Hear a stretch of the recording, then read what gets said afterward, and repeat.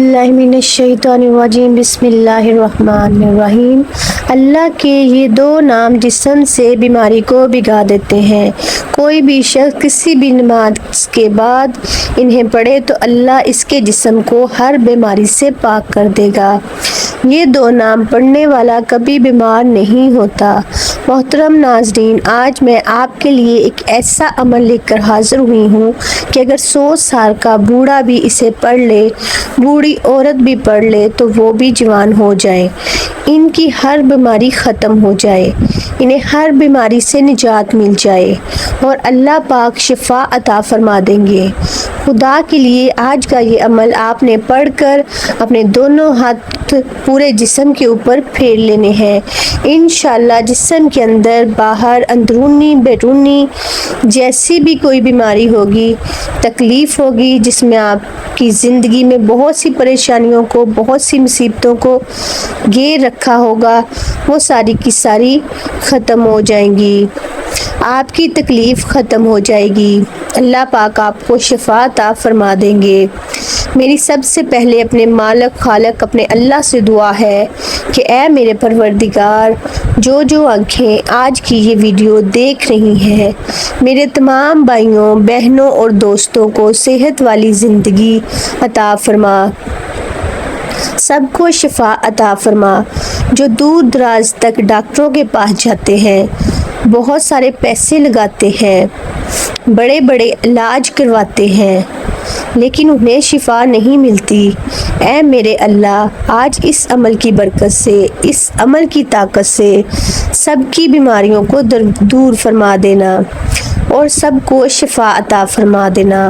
خاص کر جن گھروں میں بوڑھے ماں باپ ہیں جو بیماری کی وجہ سے اٹھ نہیں سکتے، چل پھر نہیں سکتے، کھا پی نہیں سکتے، اے میرے اللہ اس عمل کی برکت سے ان کو ایسی صحت عطا فرما دے کہ وہ چلنے پھرنے کے قابل ہو جائیں، آمین ثم آمین۔ اللہ والو، آج کا یہ عمل بہت ہی زیادہ خاص ہے، اس کو آپ نے ضرور کر لینا ہے۔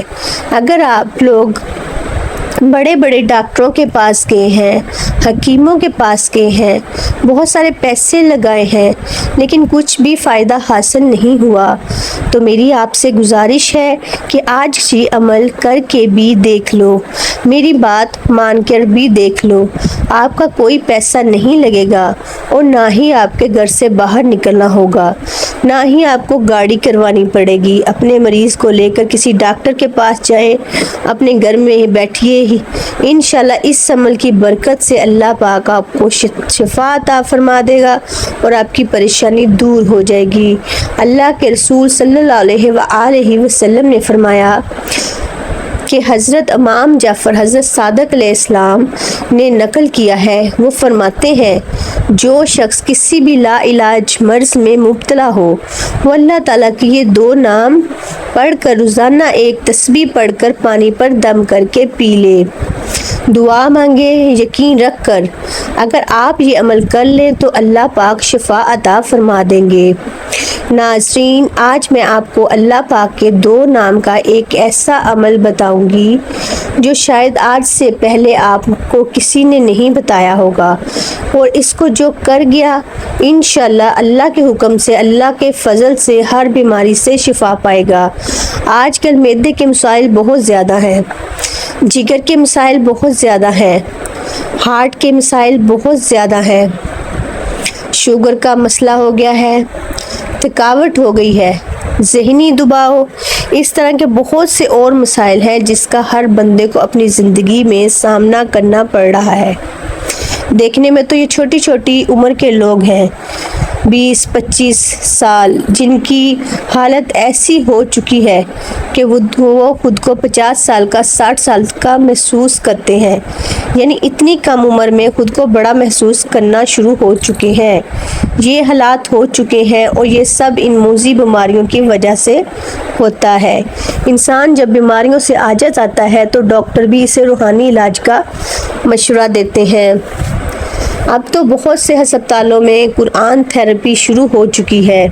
کئی بار لوگوں کو اللہ کے کلام سے شفا پاتے دیکھا اور سنا ہے، جن کا اب عقیدہ ہے کہ جو کام ادویات نہیں کر سکتی وہ اللہ کے کلام سب سے بہتر کرتا ہے۔ محترم ناظرین، آج کی اس ویڈیو میں اپنے تمام دیکھنے اور سننے والے ناظرین کے لیے اللہ پاک کے 2 نام کا وظیفہ لے کر حاضر ہوئی ہوں۔ انشاءاللہ جس کو پڑھنے سے اللہ پاک کے فضل و کرم سے آپ کی ہر طرح کی بیماری دور ہو جائے گی۔ آپ کی ہر طرح کی اندرونی بیرونی جس طرح کی بھی بیماریاں ہوں، اللہ پاک آپ کو ہر طرح کی بیماریوں سے شفا عطا فرما دیں گے۔ پیارے ناظرین، جیسا کہ آپ سب کے علم میں ہے کہ آج کے دور میں بیمار ہو جانا کوئی بڑی بات نہیں ہے۔ ایسے لوگ بھی دیکھنے کو ملتے ہیں جن کو کوئی بیماری نہیں لگی ہوتی، صحت مند ہوتے ہیں، تندرست ہوتے ہیں، لیکن اچانک بیماری ان کو گھیر لیتی ہے اور پھر اچانک ہی ان کی وفات ہو جاتی ہے اور وہ اللہ تعالیٰ کو پیارے ہو جاتے ہیں۔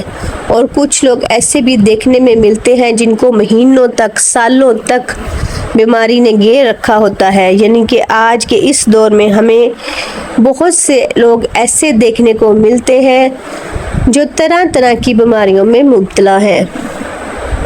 میں دعا کرتی ہوں کہ اللہ پاک ہم سب کو صحت مند اور تندرستی والی زندگی عطا فرمائے اور ہماری بیماریوں کو دور فرما کر ہم سب کو شفا عطا فرمائے۔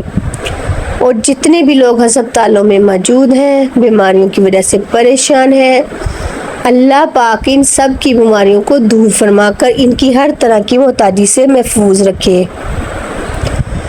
ناظرین، اگر آپ اللہ تعالیٰ کی ذات پر پورا یقین اور بھروسہ رکھتے ہوئے اس وظیفے پر عمل کریں گے، اس وظیفے کو کریں گے، تو یقین کیجئے انشاءاللہ آپ کے جسم سے ہر طرح کی بیماری ختم ہو جائے گی، ہر طرح کی بیماری مر جائے گی۔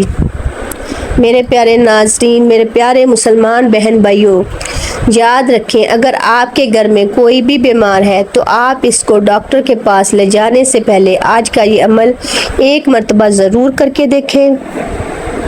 اس کے بعد آپ چاہیں جہاں مرضی اپنے مریض کو لے کر جاتے رہیں۔ اللہ پاک کے فضل و کرم سے ہر بیمار شخص صحت مند ہو جاتا ہے، تندرست ہو جاتا ہے اور بیماریوں سے پاک صاف ہو جاتا ہے۔ پیارے مسلمان بہن بھائیوں، پیارے ناظرین، تقریباً ہر انسان کو اپنی زندگی میں چھوٹی بڑی بیماریوں کا سامنا کرنا پڑتا ہے۔ بہت سے لوگ زندگی کے مختلف ادوار میں موذی امراض کا سامنا بھی کرتے ہیں، جن میں سے بعض اللہ تبارک و تعالیٰ کے حکم سے شفا یاب ہو جاتی ہیں اور بہت سے لوگ ان امراض کے نتیجے میں موت کی وادی میں بھی اتر جاتے ہیں۔ بیماری کوئی بھی ہو، وہ ہر انسان کے لیے مشکل ہوتی ہے، جس سے نہ صرف انسان خود تنگ ہوتا ہے بلکہ اس کے گھر والے اور اس کے رشتہ دار بھی اس کا سامنا کرتے ہیں۔ کسی نے کیا خوب کہا ہے کہ جان ہے تو جہان ہے۔ اس دور کے اندر جو بیماریاں عروج پکڑ رہی ہیں، ان بیماریوں کا علاج، اس کا روحانی عمل بتائیں گے۔ حضرت عبداللہ بن مسعود رضی اللہ عنہ سے روایت ہے کہ میں جناب رسول اکرم صلی اللہ علیہ وآلہ وسلم کی خدمت میں حاضر ہوا۔ آپ کو شدید بخار تھا۔ میں نے عرض کیا، یا رسول اللہ صلی اللہ علیہ وآلہ وسلم، آپ کو تو بہت تیز بخار ہے۔ آپ صلی اللہ علیہ وآلہ وسلم نے فرمایا، ہاں مجھے اتنا بخار ہوتا ہے جتنا تم میں سے 2 آدمیوں کو ہوتا ہے۔ میں نے عرض کیا، یہ اس لیے کہ آپ صلی اللہ علیہ وآلہ وسلم کا ثواب بھی 2 گنا ہے۔ فرمایا، ہاں یہی بات ہے، مسلمان کو جو بھی تکلیف پہنچتی ہے، کانٹا ہو یا اس سے زیادہ تکلیف دینے والی کوئی چیز، تو جیسے درخت اپنے پتوں کو گراتا ہے، اس طرح اللہ پاک اس تکلیف کو اس کے گناہ کا کفارہ بنا دیتا ہے۔ تعریف کرتے ہوئے میری آزمائش پر صبر کرتا ہے تو شفا یاب ہو کر اپنے بستر سے اٹھتا ہے۔ فرشتوں سے فرماتے ہیں، میں نے اپنے اس بندے کو پابند کر لیا ہے اور اسے آزما رہا ہوں۔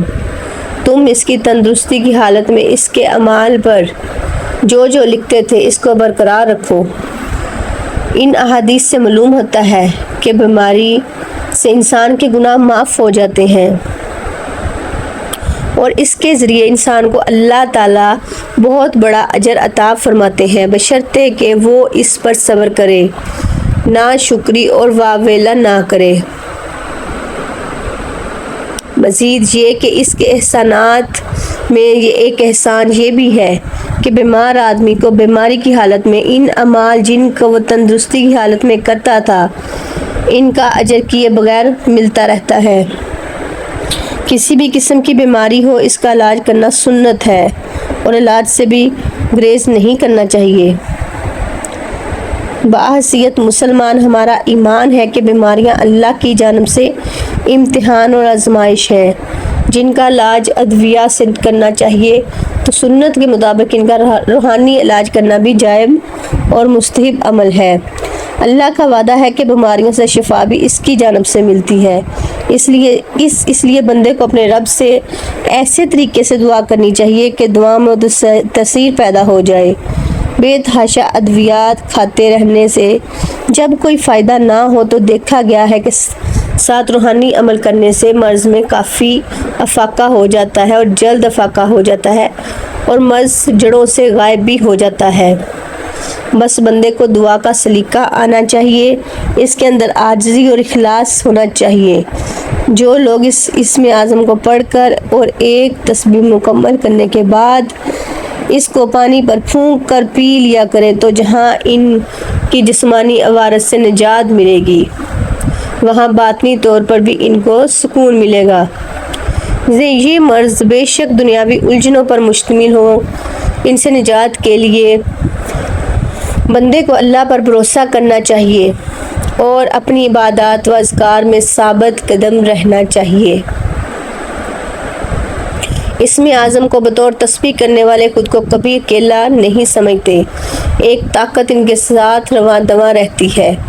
یہ مایوسی اور ڈپریشن کا مجرب عمل ہے۔ جن لوگوں میں منفی خیالات پیدا ہونے لگ جائیں ان کے لیے بڑا سود مند عمل ہے اور شاد روانی ہے، اور جو شخص کسی ایک کی جان بچا لے اس نے گویا پوری انسانیت کی جان بچائی، تمام لوگوں کو زندہ کر دیا۔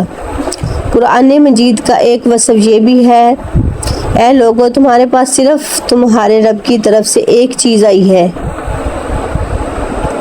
جو نصیحت ہے، اور دلوں میں جو روگ ہے ان دلوں کے لیے شفا ہے اور رہنمائی کرنے والی ہے اور رحمت ہے ایمان والوں کے لیے۔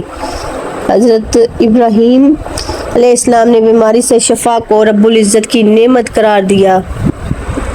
اس حوالے سے ارشاد ہے کہ جب میں بیمار ہو جاتا تو وہی مجھے شفا عطا کرتا ہے۔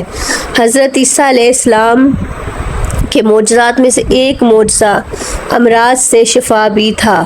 رسول اکرم صلی اللہ علیہ وآلہ وسلم نے امراض و تکالیف کے حوالے سے علاج و اسباب کو اختیار کرنے پر زور دیا ہے تاکہ مسلمان جسمانی، قلبی اور روحانی طور پر صحت مند رہے۔ حضرت جابر رضی اللہ عنہ رسول اکرم صلی اللہ علیہ وآلہ وسلم سے روایت کرتے ہیں کہ ہر مرض کی دوا موجود ہے، جب مرض کا علاج ہو جائے تو اللہ کے اذن سے وہ مرض ٹھیک ہو جاتا ہے۔ اس حدیث میں دو باتوں کی طرف اشارہ کیا گیا کہ امراض کے لیے دوا موجود ہے، اسے استعمال کرو گے، مگر یقین یہی رکھو کہ شفا تو اللہ ہی کے ہاتھ میں ہے اور اللہ تعالیٰ نے بڑھاپے کے سوا ہر بیماری کی دعا پیدا کی ہے۔ حضرت ابو ہریرہ رضی اللہ عنہ سے مروی ہے، آپ صلی اللہ علیہ وآلہ وسلم کا فرمان ہے، اللہ تعالیٰ قیامت کے دن فرمائے گا، اے ابن آدم میں مریض تھا، تو نے میری عیادت کیوں نہ کی؟ بندہ عرض کرے گا، اے اللہ میں آپ کی عیادت کیسے کرتا، حالانکہ آپ رب ہے، رب العالمین ہے، یعنی آپ بیمار ہونے سے پاک ہیں۔ اللہ تعالیٰ کی طرف سے جواب آئے گا کہ میرا فلاں بندہ مریض تھا، تو نے اس کی تیمارداری نہیں کی، کیا تجھے پتہ نہیں کہ اگر تو اس کی عیادت کرتا تو مجھے اس کے پاس حضرت ابو ہریرہ رضی اللہ عنہ اور عبداللہ بن عمر رضی اللہ عنہ سے مروی آپ صلی اللہ علیہ وسلم کا فرمان ہے، جب کوئی شخص عیادت کے لیے جاتا ہے تو اللہ تعالیٰ چار فرشتوں کو مقرر فرماتا ہے جو اس کے لیے دعائیں مغفرت کرتے رہتے ہیں۔ یہ عیادت کی غرض سے جانے والا شخص جب قدم زمین سے اٹھاتا ہے تو اس کے لیے نیکیاں لکھ دی جاتی ہیں، اور جب قدم زمین پہ رکھتا ہے تو اس کے گناہ مٹا دیے جاتے ہیں اور اس کے درجات بلند کر دیے جاتے ہیں، یہاں تک کہ وہ اس مریض کے پاس عیادت کے لیے جا بیٹھتا ہے تو اللہ کی رحمت اسے ڈانپ لیتی ہے اور اس وقت تک اللہ کی رحمت میں ڈھکا رہتا ہے جب تک مریض کی تماداری کر کے واپس نہیں جاتا۔ حضرت انس رضی اللہ عنہ سے مروی آپ صلی اللہ علیہ وسلم کا فرمان ہے، جو شخص اچھی طرح وضو کرے اور ثواب کی نیت سے کسی مسلمان بھائی کی عیادت کے لیے جائے تو اسے جہنم سے 70 سال کی مسافت کے برابر شفا مل جاتی ہے۔ اس کے بعد اس کا علاج معالجہ کرنا مزید باعث اجر ہے۔ اگر خدا نخواستہ ڈاکٹر مریض سے محض پیسے بٹورنے کے لیے کام کر رہا ہے تو وہ دندہ تو کہلایا جا سکتا ہے۔ خدمت خلق کا نام دینا نا انصافی ہے، چونکہ یہ انسانیت کی بہت بڑی خدمت ہے اور اسلام انسانیت سے مکمل ہمدردی کا نام ہے، اس لیے شریعت میں اس کے بارے میں مکمل رہنمائی کی ہے اور ڈاکٹر کی ضرورت، معیار، ذمہ داریوں اور اس سے معاشرتی حیثیت کو اہمیت سے بیان کیا ہے۔ اللہ تعالیٰ نے اس کائنات میں زہر کے ساتھ ساتھ اس کا تریاق بھی پیدا فرمایا ہے اور بیماریوں کے ساتھ ساتھ اس کا علاج بھی۔ رسول اکرم صلی اللہ علیہ وسلم نے ارشاد فرمایا، اللہ تعالیٰ نے بڑھاپے کے سوا ہر بیماری کی دوا پیدا کی ہے۔ اب یہ انسان کا کام ہے کہ وہ اللہ تعالیٰ کی دی ہوئی عقل اور تجربے کی قوت کو استعمال کرتے ہوئے دعاؤں کو دریافت کرے۔ اس کام کو میڈیکل سائنس اور ڈاکٹرز انجام دیتے ہیں، اس لیے اس میں کوئی شبہ نہیں کہ انسانی خدمت کے پہلو سے ان کی خدمات نہایت اہم ہے۔ بھوکے کو کھانا کھلانا، محتاج کو کپڑے پہنانا، مزدور کے کام میں ہاتھ بٹانا اور ضرورت مند کے حاجت پوری کرنا، یہ سب مخلوق کی خدمت ہے، لیکن انسان سب سے زیادہ خدمت کا محتاج اس وقت ہوتا ہے جب وہ مریض ہو۔ بیماری انسان کو اس مقام پر پہنچا دیتی ہے کہ کھانا موجود ہونے کے باوجود وہ کھا نہیں سکتا، ہاتھ پاؤں سلامت ہے لیکن وہ ایک قدم چل نہیں سکتا، اور تماداری اور مددگاروں کے رحم و کرم کا محتاج ہو جاتا ہے۔ اس لیے رسول اکرم صلی اللہ علیہ وسلم نے مریض کی عیادت اور تماداری کو بے حد اجر کا باعث قرار دیا ہے۔ آپ صلی اللہ علیہ وسلم نے فرمایا، جب تک کہ ایک شخص مریض کی عیادت میں رہتا ہے گویا وہ جنت کے باغ میں ہے۔ اس طرح ڈاکٹر گویا اپنی ڈیوٹی کے پورے وقت اس حدیث کا مصادق ہوتے ہیں۔ رسول اکرم صلی اللہ علیہ وسلم نے ارشاد فرمایا کہ لوگوں میں سب سے بہتر وہ ہے جو لوگوں کو سب سے زیادہ نفع پہنچائے، اور کون ہے جو انسانوں کے لیے ڈاکٹر اور معالج سے بڑھ کر نافع ہو۔ اس طرح گویا حضور صلی اللہ علیہ وسلم کی بارگاہ سے ڈاکٹر کو خیر الناس، بہترین انسان کا ایوارڈ ملا ہے۔ ان سے بڑھ کر کیا اعزاز ہو سکتا ہے؟ واقعہ یہ ہے کہ وہ گروہ انسان کا سب سے بڑا محسن ہے، اور اس نسبت سے ان کی توقیر اور تکریم معاشرے کا فریضہ ہے۔ بعض دفعہ ایسا ہوتا ہے کہ علاج سے جلدی فائدہ نہیں ہوتا۔ جب مریض کو موت واقع ہوتی ہے تو لوگ ڈاکٹر سے الجھ جاتے ہیں، اور بعض دفعہ تو اس کی جان کے بھی لالے پڑ جاتے ہیں، اور یہ غیر سنجیدہ طرز عمل ہے۔ اس لیے علاج تو انسان کے اختیار میں ہے، لیکن صحت اور شفا صرف اللہ تعالیٰ کی مشیت کے بغیر حاصل نہیں ہوتی۔ ہم یہ تو نہیں کہہ سکتے کہ وہ مریضوں کا مفت علاج کریں اور اپنے گھر سے دعائیں لا کر کھلا دیں، لیکن یہ ضرور ہے کہ اس پیشے کو محض تجارت اور بزنس نہ بنا دیا جائے، اور اجرت کے ساتھ ساتھ اجر کے پہلو کو بھی محلوز خاطر رکھا جائے۔ اس وقت صورتحال یہ ہے کہ تعلیم اور علاج ایک زبردست کاروبار کی صورت اختیار کر چکا ہے اور معاشی کشش کی وجہ سے بہت سے ہوٹل ہسپتالوں میں تبدیلیاں ہو گئی ہیں۔ ڈاکٹروں کی فیس مریض کے لیے ناقابل برداشت بوجھ بن گئی ہے، مگر فیس کے سلسلے میں بھی ایک نئی روایت یہ قائم ہو رہی ہے کہ مریض جتنی بار مشرق لی جائے ہر بار فیس ادا کرے۔ اس طرح بعض اوقات ہر ہفتہ ڈاکٹر فیس وصول کر لیتے ہیں، پھر آمدنی کا بلا واسطہ ذرائع بھی پیدا کر لیے ہیں۔ دوائیاں لکھی جاتی ہیں اور مخصوصاً متعین دکانوں سے دوا خرید کرنے کو کہا جاتا ہے تاکہ ان سے کمیشن مل سکے۔ ہر مریض پر بوجھ ڈالنے اور اپنی جیب بھرنے کے لیے ایسا بھی ہوتا ہے کہ جو دوائیں پہلے لکھی گئی تھیں اب وہ ختم بھی نہیں ہوئی کہ دوا تبدیل کر دی جاتی ہے اور اسی فارمولے کے دوسری دوا جس کا نام کمپنی بدل جانے کی وجہ سے بدلا ہوا ہے لکھ دی جاتی ہے۔ بیچارے مریض کو ڈاکٹر صاحب کی اس ہوشیاری کی خبر بھی نہیں ہوتی۔ یہ بھی دیکھا گیا ہے کہ جتنی دوائیں مطلوب ہیں اس سے زیادہ لکھ دی جاتی ہیں اور چند دنوں میں نسخہ بدل دیا گیا اور زائد دوائی بیکار ہو گئی، اور یہ ہوتا ہے نقلی دوائیں یا اصلی دوائیں جن کی مدت ختم ہو چکی ہے دی جاتی ہیں اور معیاری دوائیوں کی قیمت پر وصول کی جاتی ہیں۔ بے مقصد ٹیسٹ کرائے جاتے ہیں۔ مریض نے اگر کسی دوسرے ڈاکٹر سے ٹیسٹ کرایا ہو تو اس ٹیسٹ وہ رپورٹ دو دن پہلے کی ہی کیوں نہ ہو، لیکن نئے ڈاکٹر پھر سے پورے ٹیسٹ کرواتے ہیں اور یہ بھی ضروری قرار دیا جاتا ہے کہ ڈاکٹر نے جس طرح پیتھولوجسٹ کا مشورہ لیا ہے اسی کے ہاں ٹیسٹ کرایا جائے۔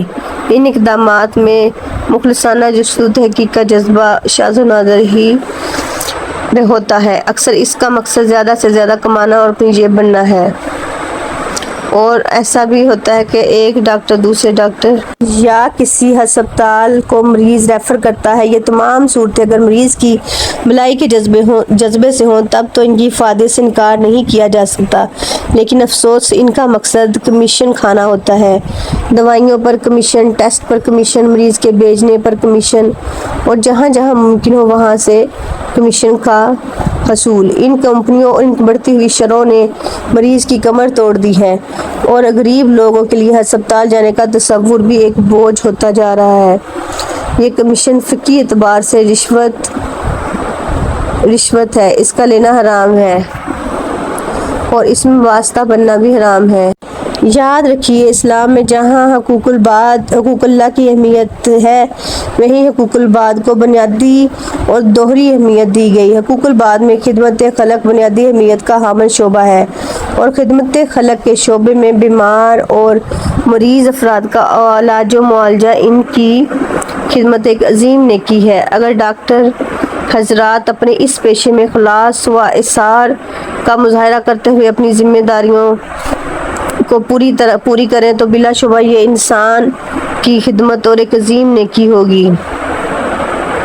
ناظرین، آپ نے 111 مرتبہ یا اللہ یا سلامو پڑھ کے مریض کے اوپر دم کرنا ہے۔ انشاءاللہ اللہ پاک کے فضل و کرم سے جیسے جیسے آپ کا یہ عمل کرنا شروع کریں گے مریض کی بیماری کم ہونا شروع ہو جائے گی اور اس کی تکلیف کم ہو جائے گی اور اس کے جسم سے بیماری ختم ہو جائے گی۔ ناظرین، اس عمل کو آپ نے لازمی کر لینا ہے۔ 111 مرتبہ پڑھ کر اپنے مریض پر دم کرنا ہے۔ انشاءاللہ اللہ پاک شفا عطا فرما دیں گے۔ ناظرین، ہم سب جانتے ہیں کہ صحت اللہ کی بہت بڑی نعمت ہے، لیکن ہر صحت انسان کبھی نہ کبھی کسی نہ کسی مرض یا بیماری میں ضرور مبتلا ہو جاتا ہے، تو ہمیں اللہ پاک سے دعا کرنی چاہیے کہ اللہ پاک ہمیں سب کی بیماریوں کو دور فرمائے اور ہم پر اپنا خاص فضل و کرم فرمائے۔ آمین۔ جزاکم اللہ خیر۔ معزز ناظرین، امید کرتی ہوں آپ کو ہماری آج کی ویڈیو ضرور پسند آئی ہوگی۔ ویڈیو پسند آئے تو لائک کریں اور کمنٹ کریں اور دوستوں کے ساتھ ضرور شیئر کریں۔ ناظرین گزارش ہے کہ اللہ تعالیٰ کے 99 ناموں سے کوئی ایک نام کمنٹ سیکشن میں ضرور لکھ دیا کریں۔ اللہ تعالیٰ ہم سب کا حامی